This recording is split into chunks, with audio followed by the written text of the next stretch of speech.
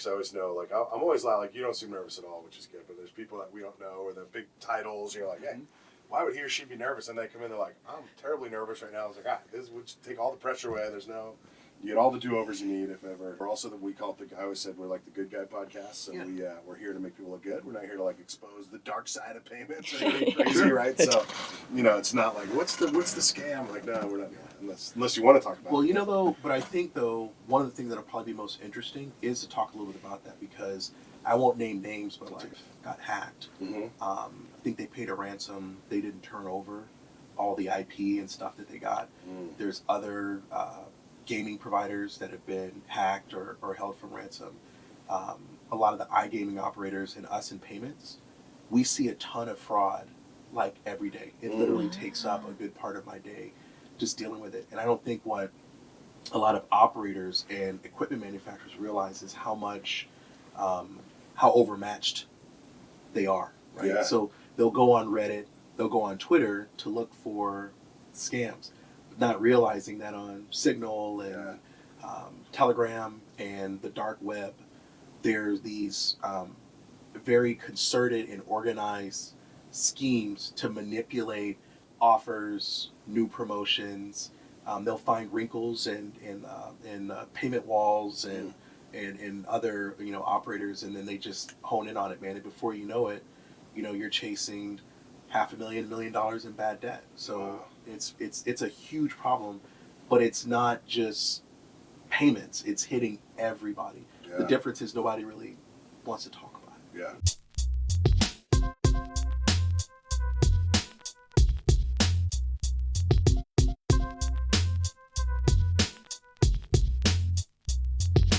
Thanks, everybody. Welcome back to the MaxBet podcast. We're joined today by Diallo Gordon, president of Pavilion Payments. Appreciate you coming by, man. Thank you. No, I really appreciate it. Thank you for having me. Yeah.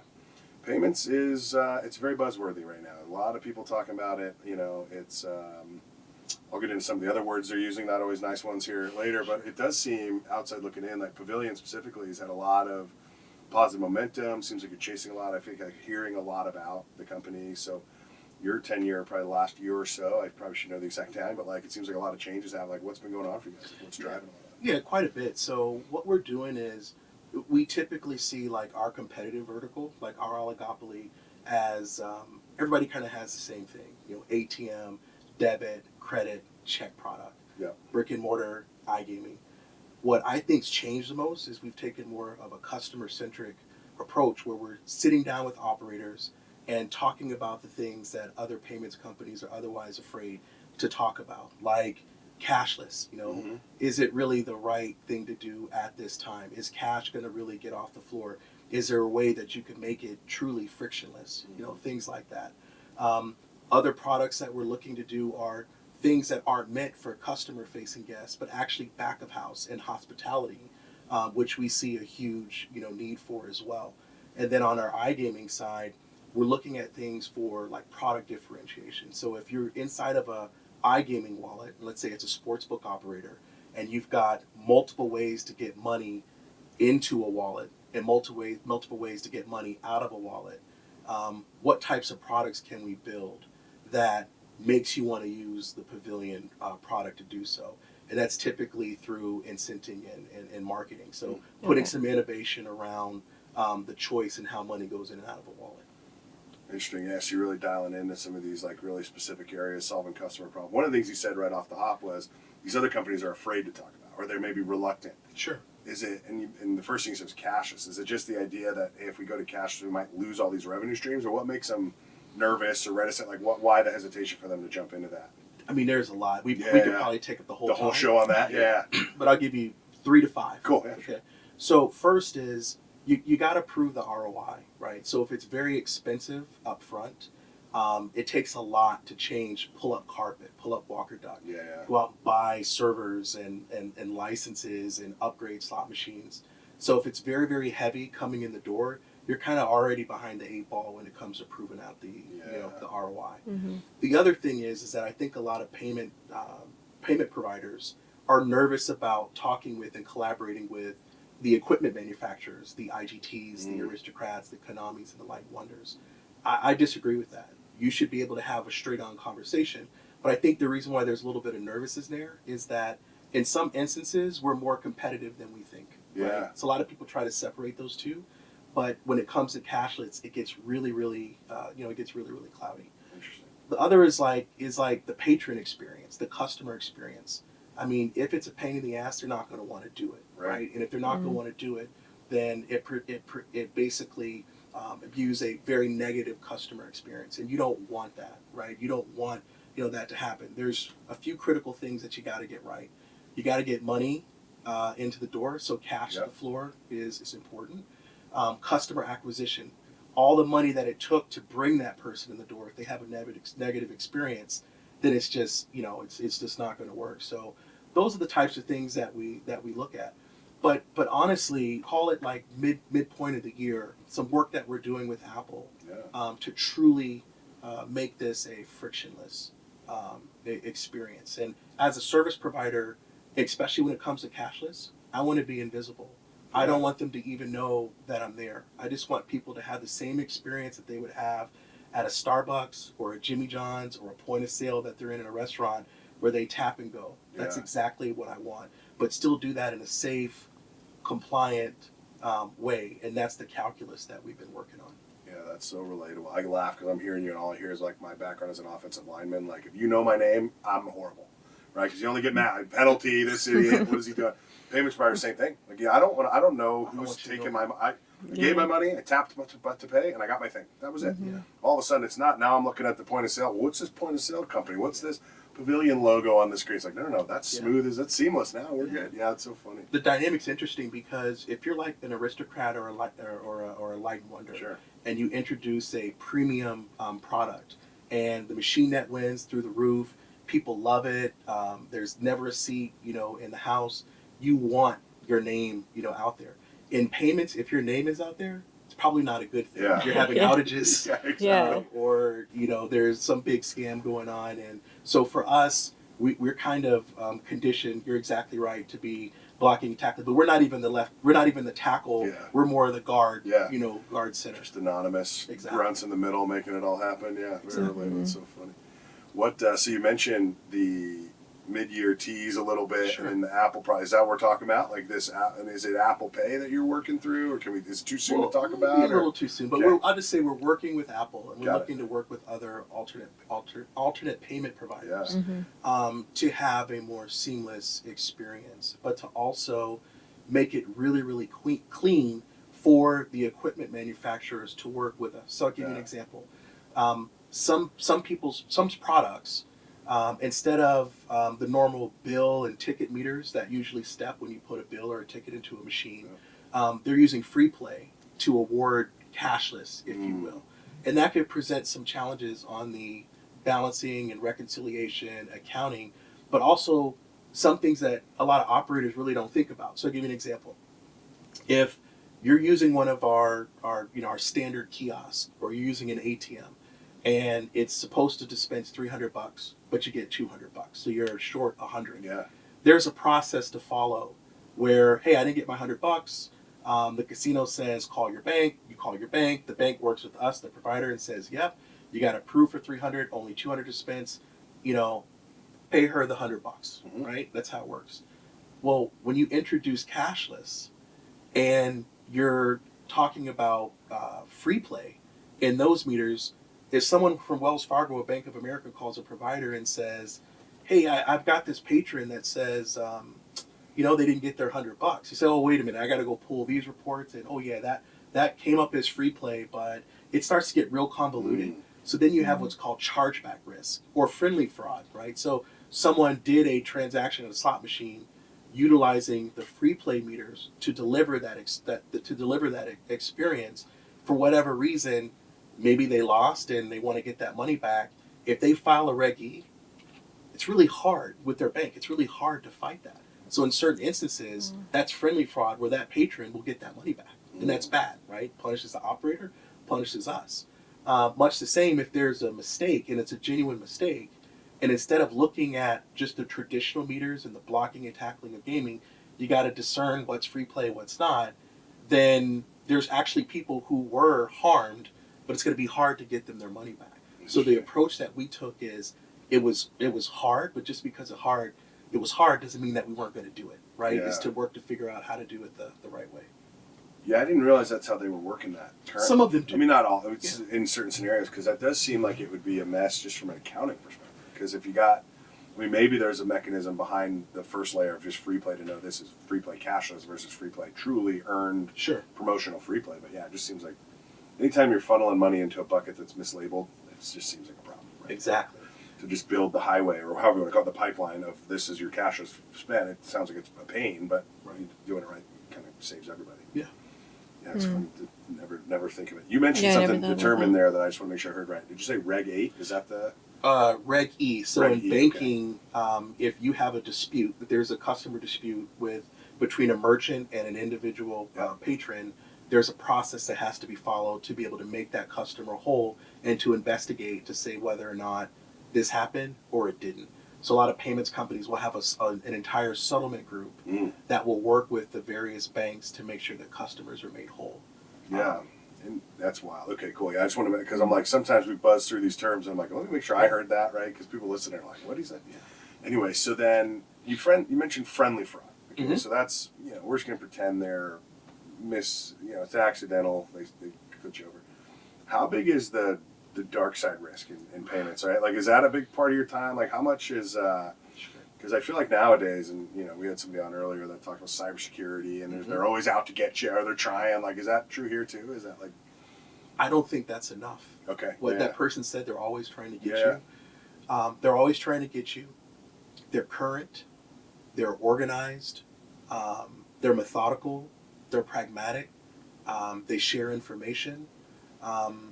They're patient, right? So a lot of times when they'll find a vulnerability, they just wait and see what you do and what you don't do, and to see if they can take it a little bit further. But I would tell you a significant portion of my day and my week is literally spent on combating fraud, and we see it all the time. On the brick and mortar side, maybe not as much, but for like our brothers and sisters in iGaming and like these sportsbook operators, I mean, I can only empathize with them. They get it all day long, and it is source of funds. It's the KYC component. It's also when you look at the getting set up for an account, right, and going through that entire process. There's a lot of proprietary tools and algorithms that we use to determine if someone really, is who they say they are. Right? That's not just on identity or geolocation. It's assets. It's connecting to bank accounts. It's devices, device IDs. I mean, there's a whole series of things that happen. But the expectation for a positive guest experience is that happens in a matter of seconds. Yeah, right. Right? And so all these things have to happen. And sometimes, like on our platforms, people will be, they're going to be good consumers, but maybe they get approved for like lower limits when it comes to them wagering for the first time. But we do that for, a reason to protect them. But to give you an example, people think about Reddit and Twitter as the right vehicles for bad actors to communicate. No. Sometimes when people can expose a glitch in a system or something that happened, maybe they'll get on Reddit. But it's the dark web. It's the places that a lot of compliance and IT groups, they don't go, but they probably should. To understand what people are saying about their products and services. And over there, you just find a lot of the tools and tricks and techniques that people do to slip things like KYC, to slip things like source of funds, and to slip things like payment sources, and flat out stealing entire people's identities. And when I say their entire identity, you got first name, last name, date of birth. That would be bad. First name, last name, date of birth, social. That would be really bad, right? First name, last name, date of birth, social, home address. Oh man, that's starting to get really bad. We've seen things where first name, last name, date of birth, social, home address, work history, routing number, bank account numbers, literally the entire gambit. So we're very, very proactive, ourselves in trying to combat that. What I think we don't do enough as a gaming community is try to have a collaborative culture where we're all talking about it, because everybody's trying to solve it in silos. And what I'm saying is the bad actors aren't. yeah, they're all collaborating on these chat rooms or whatever you want to call it, this dark web, So whether you're an equipment manufacturer, a gaming payments provider, or an operator, there needs to be more of a collaborative community where people are actually talking about these things, what they're seeing, what they're not seeing. But right now, it's not happening. So, but what I'm trying to do here, the culture that I'm building over there, Mark Allsenser's our CIO slash CTO. His information security team, very, very good, very, very buttoned up, crisp, current. But what I love about them is they're collaborative. So when things happen with customers, they are the first ones to get on a call and say, "Let's talk about it. Let me show you and tell you what I've seen. Let me see what you're working with, and let's try to help you." Most other providers, they kind of shy away with that because they want to absolve themselves of the liability. We don't want to do that. Certainly you got to be pragmatic about what you do, but we want to make sure that we're helping our partners, not leaving them in a silo. Yeah, you're ready for the fight. Right? Exactly. Yeah, exactly. Which maybe because you're a vet, you're like, I don't back down. But as it is, yeah, I guess that's a good point. Like, and I guess on the other side, you go, well, look, we don't want to be as collaborative because if I can figure it out first, sure, I stand to make the most money. Yeah. Right? The theory would be like, Hillary and I are both trying to solve it. If I beat her in the race, hey, Mr. Customer, Mrs. Customer, come buy it for me, and then I get an X amount of sales head start. So there's a disincentive to be friendly, but at the same time, like, it's only going to help beat up all these, bad actors, however you want to call it, right? And just say, look, they're all just patiently waiting for you to screw up, or they just hope you guys don't talk to each other. That's we're just continuing on down the road. Yeah, it's pretty wild to see. Have you found things on the dark web? Has your team found things about either Pavilion Payments or other providers in the industry? Yes, absolutely. And you're like, oh, that'd be really helpful if this company went and looked and saw that. They absolutely should. And the answer is yeah. Interesting. Absolutely. So it's good to see you guys monitor that, and then I don't know if it's patch your own Yeah. product, but you're at least aware of how they're trying to combat it. Yeah, it makes sense. Yeah.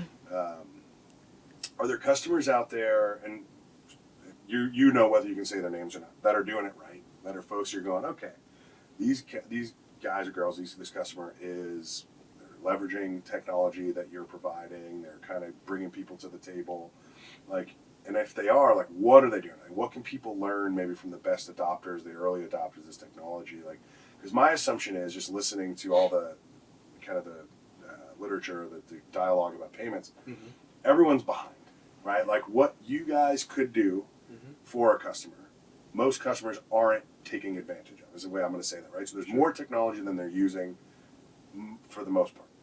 So I guess if I'm listening to this, we have a lot of folks that operate casinos or rinks that listen, and it's like, all right, well, I don't know what to do, man. Yeah, it sounds easy, but to your point, I can't pull up all the carpet. Like, it's funny when you said, I didn't even think about carpet moving as even a barrier to cashless. But then you got all this information. Like, what are the leaders doing? Are they just saying cut the check and do it? Or is there smaller things they can do? Like, how can somebody that's maybe not all the way where they need to be, like, take one or two steps closer to where they need to go? That's a great question. So that's the approach that we're taking with our cashless, right? So let's say that we want something appless, and we're going to expose an SDK.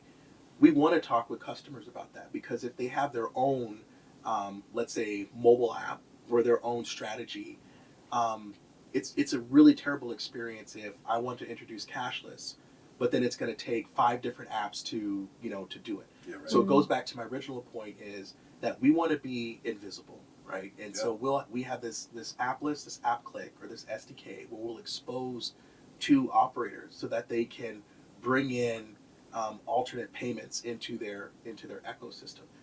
Your point's gold, right? Didn't have to pull up carpet, didn't have to pull up Walker Duck, you didn't have to do a bunch of machine moves, you didn't have to go and touch all your table games, which already has 1 million devices, hanging off of it. Here's a very pragmatic way for you to get started, right?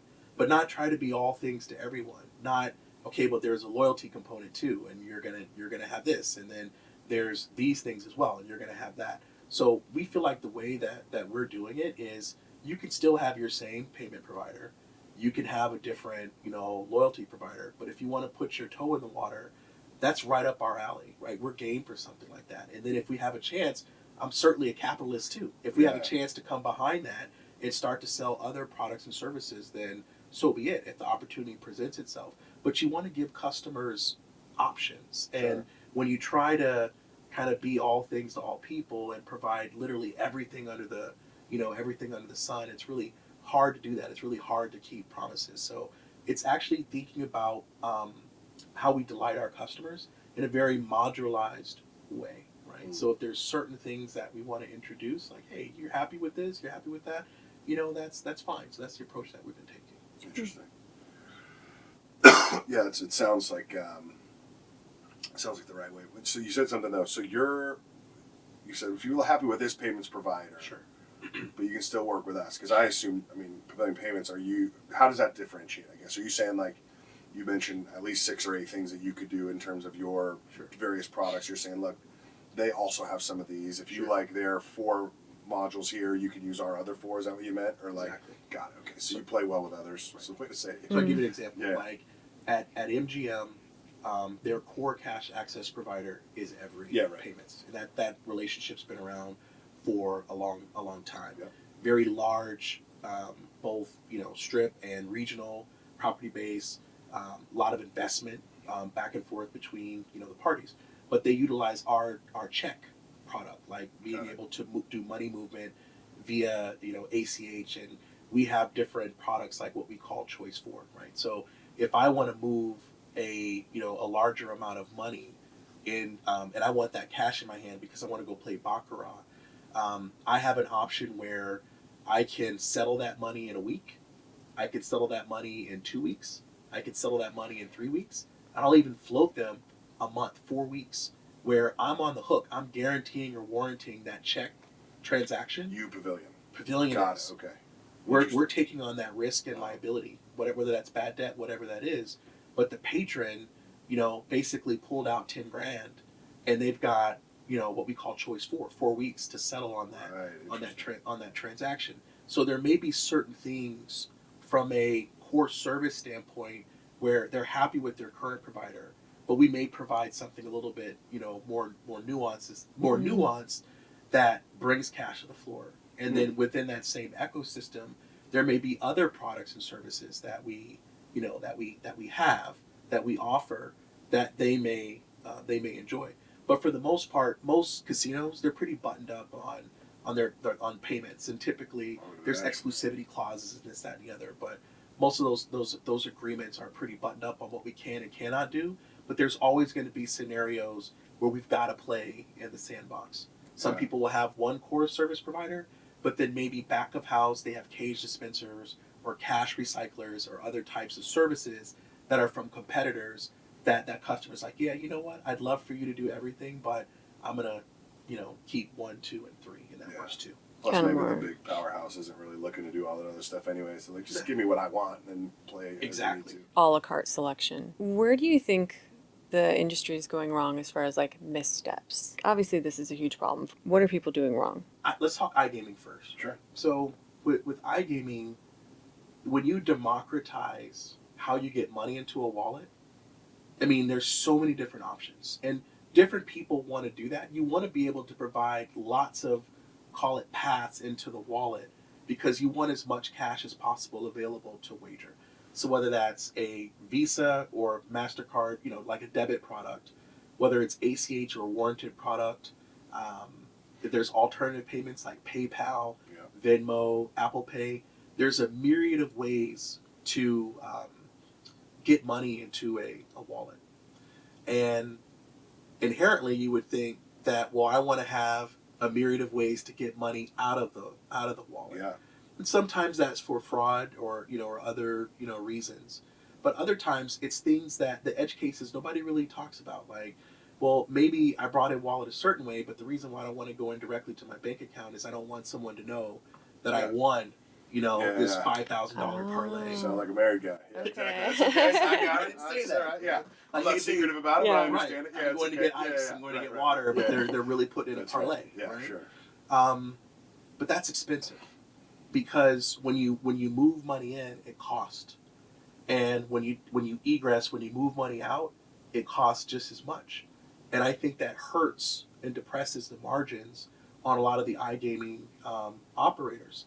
So I think if there is a concerted strategy to be able to have that payout, in a very, call it, unique and succinct way, that's a little bit, less expensive, that I think a lot of the iGaming operators will be able to really realize a lot of margin. And that's one of the things that I think hasn't really been thought through is there's so many ways to get money in, there's so many ways to get money out, but that democracy is really, really expensive, right? So you want people to have choice, but sometimes maybe it's best to tailor them to a choice that's better for their margins. That's just me as a service provider giving that advice to someone who's an iGaming operator, is to really think about the way you get money out and making that a concerted strategy to do it, fast, real time, but in a way that can still protect privacy. And that's one of the things that we've been actively working to solve.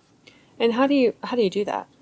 Like, what would a solution be? Instead of moving all $5,000 out, would you just move like a thousand out? Would you give them a different incentive to keep? Like, what do you? So it's interesting, like to get some of your perspective is think about it this way. It's really gambling behaviors. There's a lot of it could be very erratic, right? And so there's some people who, let's say they win that same $5,000 parlay, they want to move that money back into wherever it came from, just to know that it's there, not to keep it inside of the app. Well, guess what? That hurts the app providers because they got to pay. They got to pay for that, right? Yeah. So you got to find ways to try to incent them to either keep the money there or to really rethink that behavior. Because here's what happens: is that bettor will move that $5,000 out, and that's expensive, only to turn around tomorrow and put it right back in because there's a Sunday slate of NFL games, and you got to pay for that too. Interesting. Yeah. So maybe I won't give up a lot of the secret sauce for how we're thinking about it, but what I would say is that we're more than thinking about it. This is our way of really understanding what's hurting our customers and thinking about, their business as if it were our own, and offering more real-time payments and other methods to get money out of the wallet that still protects privacy, but gives them that semblance of choice. But sometimes, inviting the Venmos, the Apple Pays, and some of the other providers in an iGaming sense, not brick and mortar, but in iGaming, sounds great. It's very, very convenient, and you want that convenience, but that convenience cost. And so you got to have a strategy around mitigating that. I'm glad you asked that question, because for me, what I heard originally was what I was taking away was, hey, you might have 10 paths to get the money in, Venmo, PayPal, you name it. That's not always good, because maybe Venmo, and I'll pick on them just randomly, but maybe they're charging 10%.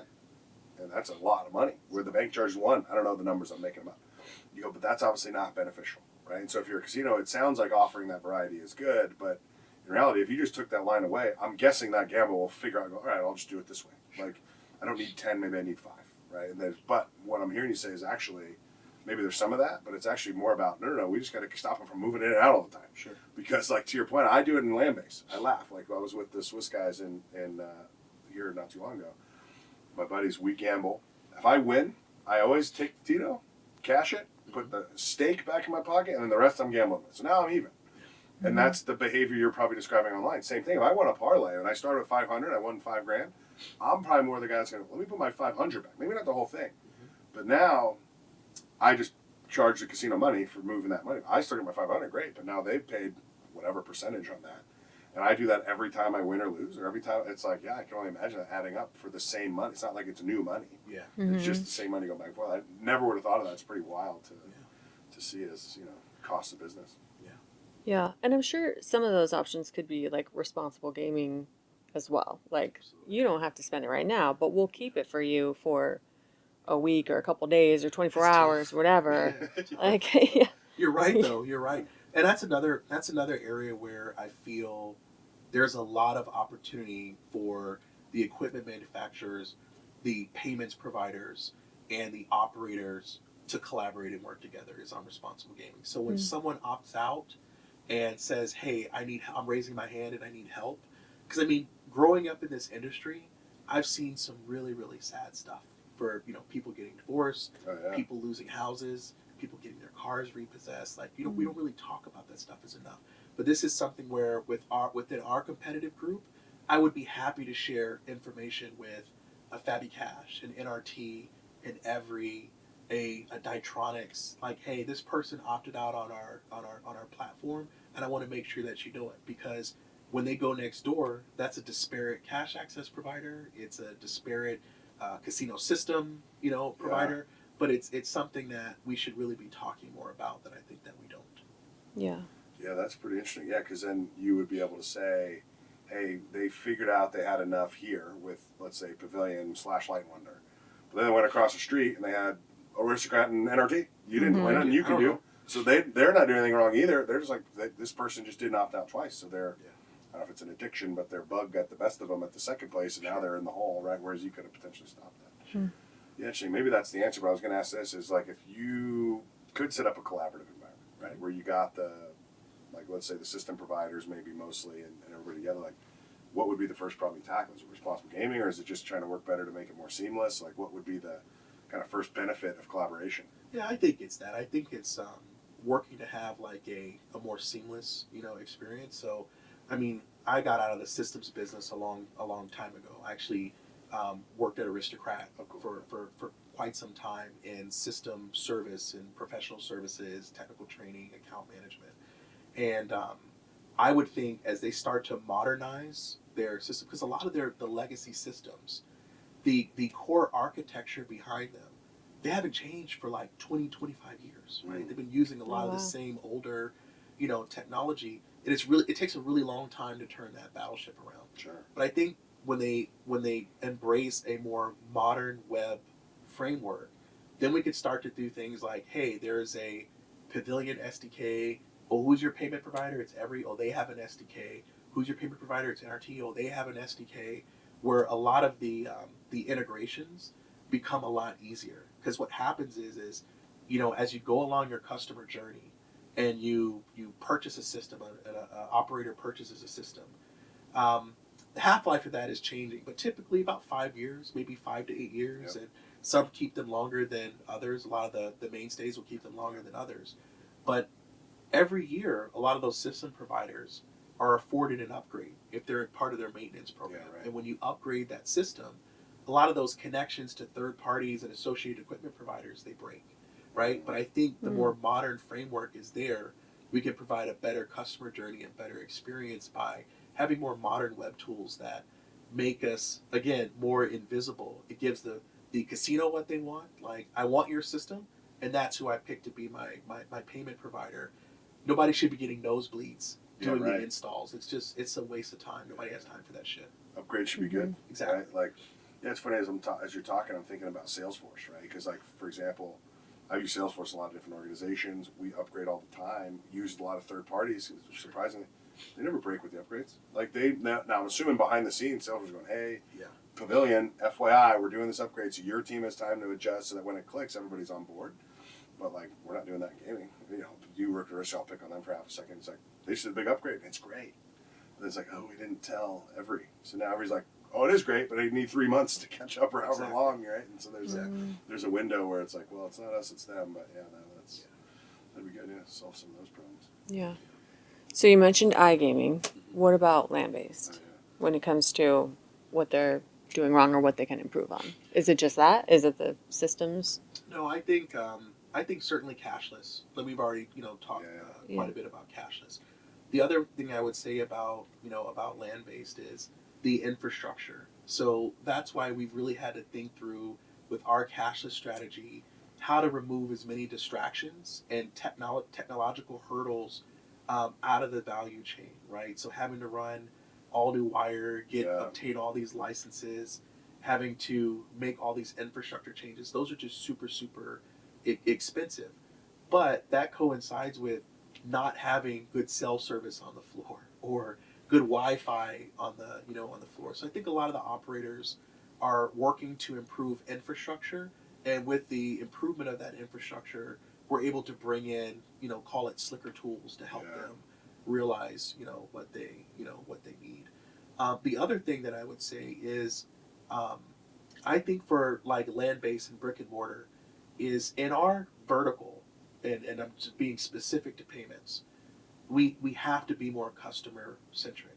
And it's almost like with a lot of the customers, they expect you to have problems, right? They expect you to have downtime. They expect for a machine to be down. And are they mad about it? Sure. But it's almost like it's a little bit of PTSD. Like, okay, well, that's how all of them are. They're all terrible. And I hate that. I hate the feeling Yeah. that that people feel that way, because in brick and mortar especially, your best product, it damn well better be service. It has to be service, because everybody's pretty much going to have the same things, if you will. There's always going to be little nuances here and some innovative things here and there. Typically, people will catch up. In the regulatory framework, it's never an excuse to not innovate. You can never blame it on regulators or blame it on operators. You got to do what you got to do. But for me, I would think the biggest thing inside of brick and mortar, like specific to me and my house and the people within our vertical, is being unserious about service. And that's one of the things, why I wanted to come to, to Pavilion. And even in my previous stops, there was a common theme that there was a concerted effort about providing better service, best in class service. But in the brick and mortar sense, that's what's got to happen. Is a lot of people need to pick their game up. Yeah, that's wild. It's funny because then it just paints when you said that, it paints a picture to me of a history of the payments business, just saying, we're just going to tell you what you get as opposed to the customer driving, right? So is that kind of the history there? Not obviously necessarily saying Pavilion specifically, but just, you said the customers just are like, yeah, we expect it to break. We know it's going to be a problem. You're just going to tell me what I can have. Like, is that just how it started? Like payments companies just like, here's what we can do, take it or leave it type of thing? Or I think it's a variety of things. But a lot of times is as gaming has grown, and as we start to see all these markets blow up, and like route-based gaming, new states coming online, how have you seen the payments providers grow along with that? Growth is hard. You've got to be able to scale and do that. So I think that's a large part of it. And a lot of times you've got some payment companies that knock down a heavyweight account, but behind the scenes, when you look at their scope of operations, their breadth of operations, implementation, account management, call center, those reps that are tied to that call center, break fix, which ones are on Pavilion payroll, who do I choose as a outsource provider in a market that maybe I don't have the infrastructure? Like little things like that matter, right? And in some instances, I think there have been other payment providers that knock down a heavyweight account, but behind the scenes, the operations is more of a flyweight. you said right? they got some Or featherweight infrastructure. featherweight, Exactly. a featherweight infrastructure, and that becomes apparent very fast when the little things slip through the cracks. So we're very, very cognizant of that. And what I love about what we're doing at Pavilion is a lot of our investment is going into building out our service capability and customer centricity. Awesome. How did you get into gaming? I got into gaming because I couldn't find a job. Okay. So Like most of us. most of us. I love that. I was active duty Air Force, and after my time in the Air Force, I worked DOD, and then FAA for a while, Federal Aviation Administration, back to DOD, and we ended up getting stationed. I was out of the military, but the family, we got stationed down at Keesler Air Force Base in Mississippi. Okay. And so as a degreed engineer, it was really tough to find a job. But I'm one of those people that I've got to do something as a provider. So we sold our house in California, made a good amount of cash. I could have just sat around for a while, sat in the gym or did whatever. I couldn't do that. So immediately I started knocking out my master's just to make sure that I was current, using my VA benefits to, the full, the benefit of that service. So I started knocking down my master's. And I went to work at a prepaid call center in Ocean Springs, Mississippi. And AT&T wasn't always AT&T. It was Bell South. It was AT&T. Then they became Singular Wireless. Then they went back to AT&T. And so, it was, I wasn't making any money. It wasn't but for me, it wasn't about that. I just wanted to, I have to do something, I just can't sit still. And somebody there was like, man, there's a job fair that's gonna happen down at the convention center in Biloxi. You should go. And I was like, yeah, I'll do that. So I had two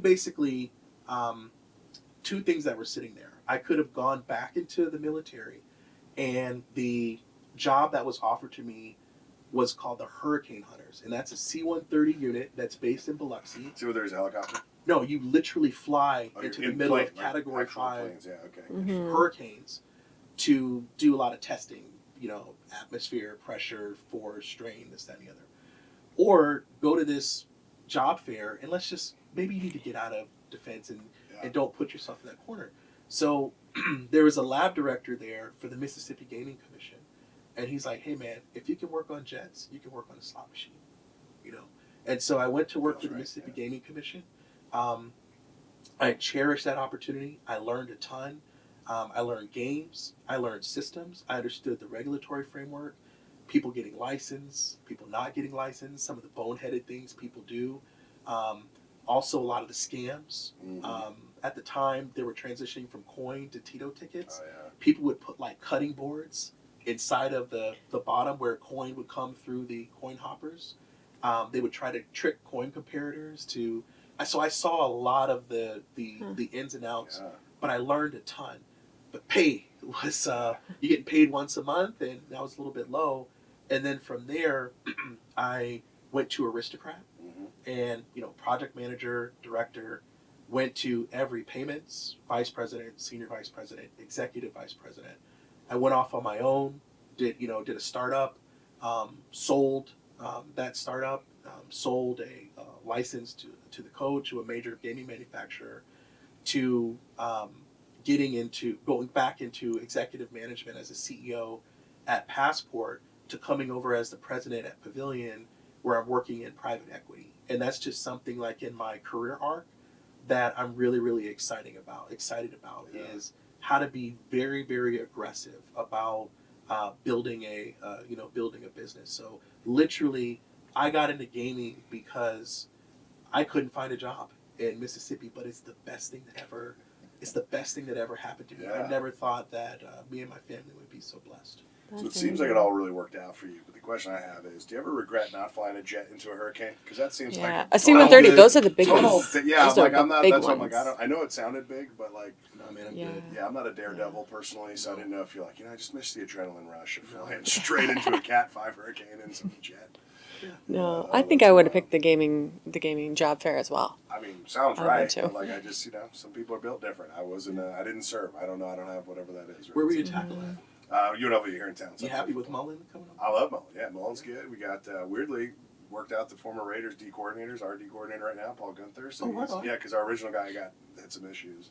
Personally, not like he didn't do anything boneheaded. He just had some family stuff to attend to. So we subbed in the guy that was coaching the Raiders for so long, had like the top defense. So it's like, that should be good. So it's a good program on the app. So I'm looking forward to it. I love it, man. I'm always happy to see, programs on the come up, man. But I thought that was a pretty boss move to get him in there. Barry did a good job, but I think Dan's ridiculous. It's like, so Coach Odom, Barry Odom, he was talking about, like, set the bar, because they go, hey, now you can prove that you can win here. And then I think that's where a guy like Dan Mullen comes in and goes, well, I know, I win everywhere I go. Let's take a shot. Like, we got high hopes for the Rebs this year. I'm also a Raider fan, so I always have high hopes that get disappointed, but I'm trying to hopefully not have that happen with the Rebels. So, gamble and all, any fun gaming stories from your time travel in this industry? I'm terrible. I'm terrible, meaning you rarely ever see me, like if I sit down and play a little bit of table games, I don't know what I'm doing. Got it. If I'm playing slots, I know exactly, par sheets, denoms, what it is, what it's not, what I should get, all that from being in the industry, but I've never had an appetite or taste for it. I was a military brat before I went to college and joined the military. Sure. And I went to 7 different high schools. Oh, wow. Over like 7th, 8th, 9th, 10th, 11th, 12th grade. So New York, Virginia, Washington, D.C., Virginia, Redlands, California, about an hour outside of London, England. Jeez, and then back to California. And so I graduated from Redlands High School. In Redlands, California. I have no roots there. Just there's an Air Force base there, and it is what it is. There we are. Yeah. But you get so used to moving that you actually find it to be a superpower. You're not nervous to talk to anybody. Yeah. I got to make new friends. Great, But what was interesting is like a funny gaming story is our prom was in Palm Springs, California, and that's where the dinner was. And at the time, I had turned 18. And Morongo Casino was just a little, just a building, like a bingo hall, and you had soda machines, and just a handful of games. And at that dinner, like Gary Coleman from Oh, really? From- From what is that show? Yeah, I know who you're talking about. Different Strokes. Yeah, that's right. Different And Willis, what was Strokes. I was gonna say, what was his name? I can't remember. Todd Bridges. Okay, Todd yeah. Bridges, right? Is at that steakhouse. They were sitting there, and it was the most surreal thing. And I remember we finished dinner. We went over to Morongo, and I was looking at this place like, huh?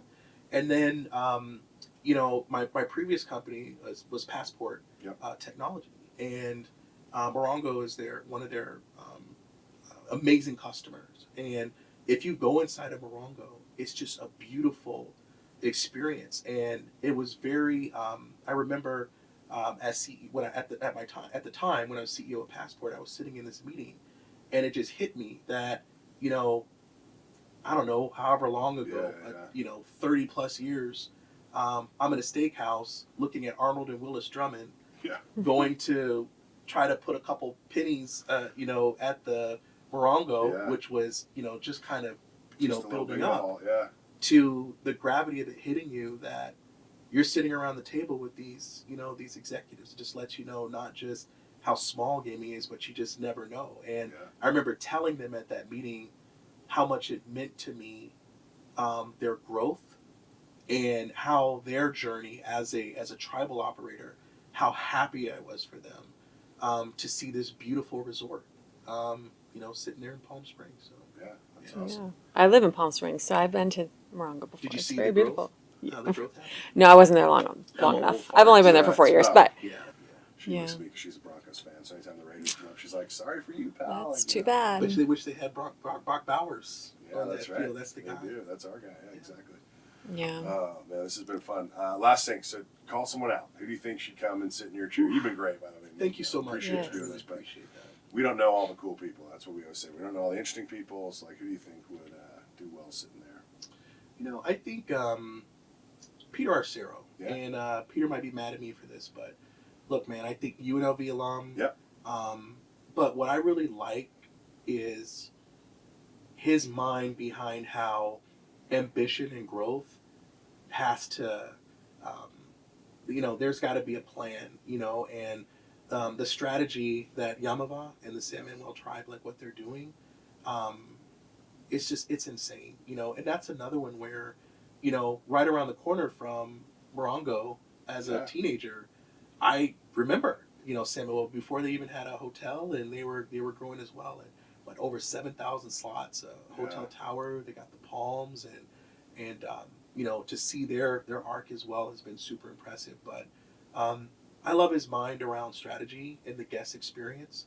As a vendor, I can't tell you of someone who, I've been chewed out plenty of times, right? It's just one of those things. Everybody likes to talk about their wins, but I've taken some pretty big L's too. But what I love about Peter is keeping vendors honest about their promises and making them really think about their product and their product strategy. And I was talking to one of our internal team members about the difference between a product manager and a product owner, right? And one of the key things that I see in a product manager is actually getting up from behind your desk and going and talking to a customer. And what I love about someone like Peter is he's willing to make time to talk to you about what you're doing, to give you some real world, no bullshit, whether it's not that it's gonna work or not, but is it priced right? Yeah. Have you really thought through this? Have you thought through that? How are you gonna support it? Yeah. This, that, and the other. And I love that candor about it, but he does it in a very, very friendly way. And when there's issues, let's keep the main thing the main thing. Yeah. Let's not do any of this. Let's fix it first, and then we can worry about blame later. And you want that in an operator. That's what you want in a partner. So I would definitely say he would be a good one. I don't know if anybody's asked for him to be on. No, that's all right. He has been, but it's good. I've known Peter a long time. Back in, you mentioned the Rebels. Like we would always reminisce about that because he was Rebel guy. And so we talk about that. So it's he's a good one. So we chatted with him at the Eiler show. So he's in. We just got to sort the schedule out, but that's a good call out now. Put some extra pressure on him. So if he says no, a Kevin Nephew at Seneca. Okay.